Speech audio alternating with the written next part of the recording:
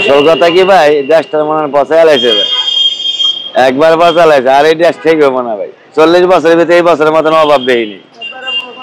কথা বলছেন ভাই, 40 বছরের ভিতরে এই বছর যে অভাব, রিস্কাওয়ালারা মানে হাই উতাস করতেছে।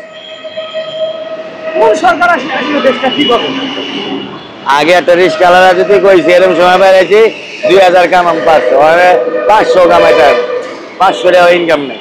আমি দেখি এই দেশে মনে করেন যেটি আছে এটি একটা বলটা হাতে নতুন করে একটা লোক আইতো দেশ পরিচালনা করতো, সবচেয়ে ভালো হয়েছে। এই আমলিগো না বিএমপিও না জামাতও না, এটি একটাও ভালো না। ওই যে আপনার ফকরাতে না আমলে চালাই গেছিল, ওরকম সুতন উপরে রাখতে হবে ভালো লোকে। কথা বলছেন না, আর এই দেশ ঠিক থাকবো না।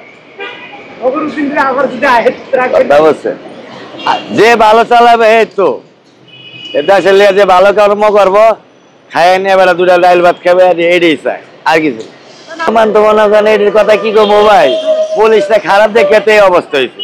পুলিশ ভালো থাকলে জনগণ মারতো না।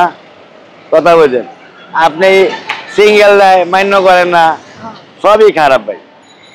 মান্য করবো কি, কে সহ্য নেই ডাউন না। আপনি কোনে কথা 3 মাস গেলে ওই যে আপনার কি কইলাম, মোবাইল নিয়ে আসতে পারবেন না, আবার বাসান দিবেন কেমন, এই অবস্থায় ভাই।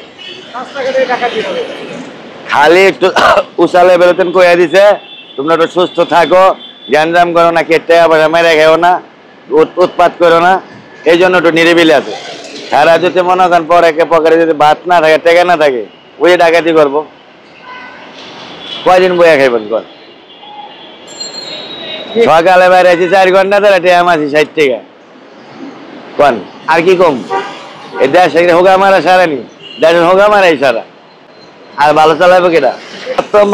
বর্তমান যে আইতো বাংলাদেশে আয়া গার্মেন্টস মেল ফ্যাক্টরি চালু করতো, এরপর সিএনজি মিএনজি যা আছে বাস বুস সব 2 নাম্বার ধরতো।